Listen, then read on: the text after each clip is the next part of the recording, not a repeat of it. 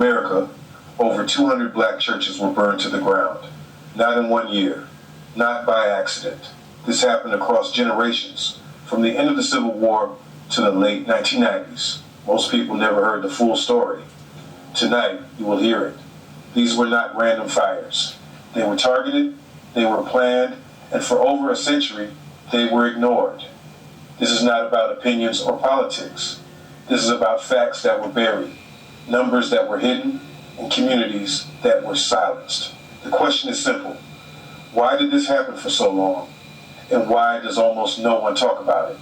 The story begins right after the Civil War ended. Newly freed black Americans started building churches everywhere. These buildings were not just places to pray. They were schools where children learned to read. They were meeting halls where communities made decisions together. They were the places where black men registered to vote for the first time in their lives. The church was the center of everything. It was where families gathered, where records were kept, where hope lived. Then the attack started. The Ku Klux Klan and other white supremacist groups saw these churches as threats. They saw black people organizing, learning, voting, and they wanted to stop it. So they burned the churches. They threw bombs through windows. They shot at people during Sunday services. This was not hidden violence. This was open terror, meant to send a message. In the 1860s and 1870s, church burnings happened across the South. In Mississippi, a church that doubled as a school was set on fire 3 months after it opened. Everything inside turned to ash. The benches where children sat, the books they were learning from, the records that proved their families existed, all gone. In South Carolina, a congregation that had just registered 50 new voters found their church surrounded one night. Men with torches circled the building. They poured oil on the walls and set it ablaze. The pastor and several members barely escaped. When they came back in the morning, nothing was left but the stone foundation. In Alabama, a church that stored birth certificates and marriage records was targeted specifically for that reason. White supremacists knew that destroying those documents meant erasing proof of black families, black property ownership, black citizenship. When the church burned, generations of history disappeared. What people do not understand is what was actually lost in these fires. It was not just wood and glass. It was everything that tied a community to its past. Birth records that proved someone was born free. Marriage certificates that made families legal. Property deeds that showed who owned what. Photographs of grandparents. Letters from relatives.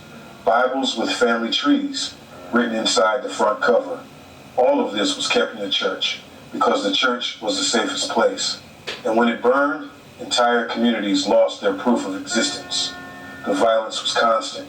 A church would burn in Georgia 1 month, another in Louisiana the next, then Tennessee, then Virginia. The pattern was clear to anyone paying attention, but local authorities did nothing. Arrests were rare. Convictions were almost impossible. When someone was caught, they often walked free or received a life sentence. The message was obvious. Burn a black church, and you will probably get away with it. In some towns, the people who burned the churches were known. Everyone knew who did it, but sheriffs refused to investigate. Judges refused to prosecute. Juries refused to convict. The system protected the attackers and abandoned the victims. Black communities tried to rebuild. They held fundraisers. They gathered whatever materials they could find. They constructed new buildings with their own hands. Before the walls were even finished, another fire would come. Some congregations rebuilt 3, 4, 5 times. Each time, they lost more. Each time, it became harder to start again. The terror was not just about destroying buildings. It was about breaking spirits. It was about making black Americans feel unsafe everywhere, even in the one place that should have been sacred. It was about showing them that no matter what they built, it could be taken away. And it worked. Families stopped gathering for night meetings because they were afraid. Voter registration drives slowed down because people feared retaliation. Schools closed because parents would not risk sending their children to a building that might be targeted. The destruction of churches was a tool, and it achieved exactly what it was designed to do. By the end of Reconstruction, hundreds of black churches had been attacked. Some were burned completely. Others were damaged by bombs or gunfire. A few were left standing, but abandoned because congregations were too afraid to return. The numbers were never fully counted because no one in power wanted to count them. What makes this history even harder to accept is how thoroughly it was ignored. Newspapers barely reported it. When they did, the stories were short and buried in back pages. Federal authorities occasionally investigated, but they rarely followed through. The violence became normalized. It became background noise. It became something that just happened to black churches, as if it were natural or inevitable. But it was not natural. It was not inevitable. It was a choice. White supremacist groups chose to attack. Local authorities chose to look away. The federal government chose not to intervene. And the result was more than a century of terror that most Americans never learned about. This is just the beginning of the story. The attacks did not stop after Reconstruction. They did not fade away with time. They came back again and again in waves that followed the same pattern. Black communities build something, and white supremacists destroy it. The faces changed.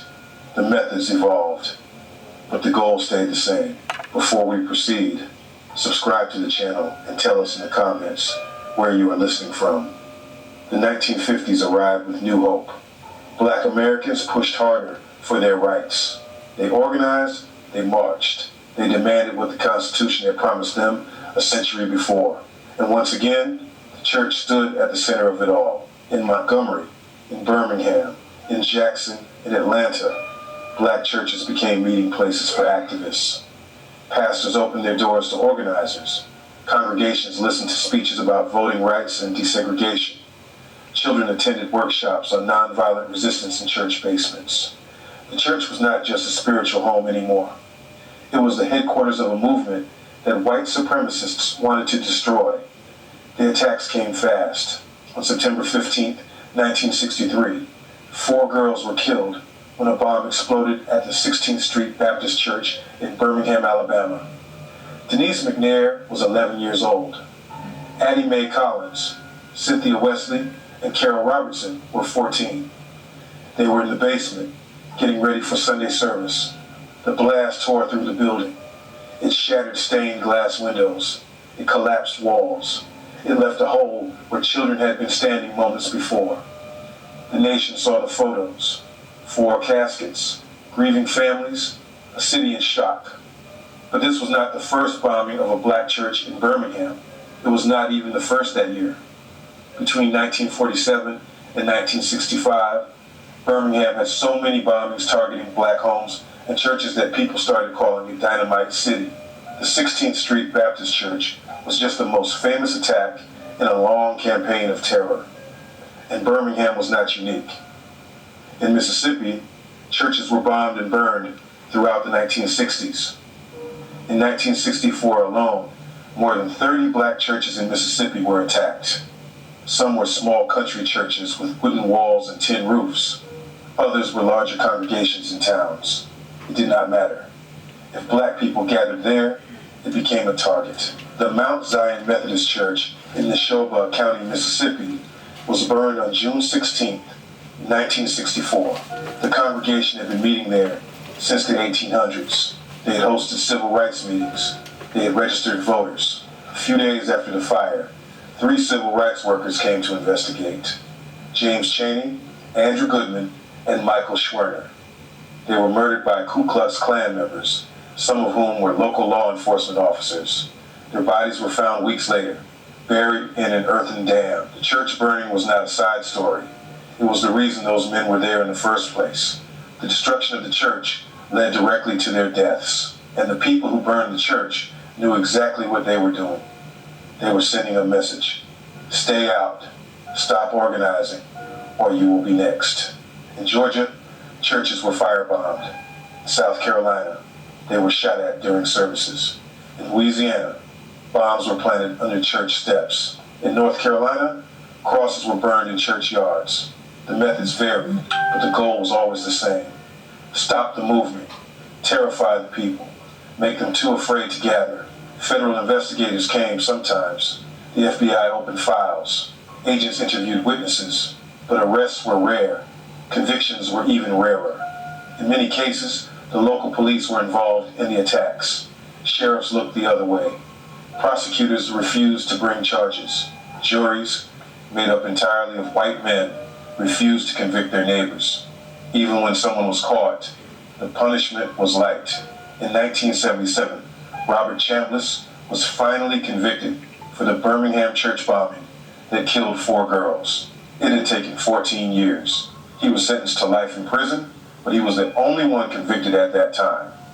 2 other men were eventually tried decades later, in 2001 and 2002. By then, one of the original suspects had already died. Justice delayed is justice denied, and in this case, it was delayed for nearly 40 years. The violence did not just destroy buildings. It destroyed the sense of safety that black communities had tried so hard to create. Parents stopped bringing their children to church because they feared another bomb. Congregations held services during the day instead of at night because darkness made them more vulnerable. Some churches hired armed guards to stand watch during Sunday morning worship. Think about that.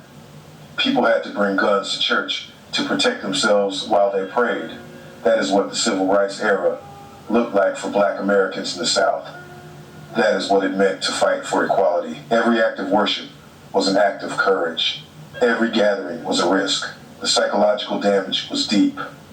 Children who survived the Birmingham bombing carried the trauma for the rest of their lives.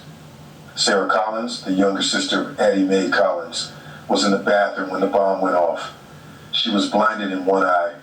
She spent months in the hospital. She lived with the memory of that day forever, and she was one of many. Entire communities were traumatized by these attacks, and that trauma was passed down to their children and grandchildren. The media covered some of these bombings, especially Birmingham, but most of the attacks were barely mentioned. A small article in a local paper, a brief mention on the evening news, then nothing. The story disappeared. The church was left in ruins. The congregation was left to rebuild on their own, with no help and no justice. And the pattern continued. Even after the Civil Rights Act of 1964, even after the Voting Rights Act of 1965, even after the laws changed, the violence did not stop. Churches were still attacked. Pastors were still threatened. Congregations were still afraid. By the end of the 1960s, hundreds of black churches had been bombed, burned, or shot at during the Civil Rights Movement. Some rebuilt, some merged with other congregations. Some never recovered. The buildings were gone, but so was something else. The feeling that change was possible without a cost. The hope that America would finally protect its black citizens. That hope was burning too. Most Americans thought this kind of violence was over by the time the 1990s arrived. The Civil Rights Movement had happened. Laws had changed. Schools were integrated. Black people could vote without being beaten on the bridge. The country had moved on, or so the story went.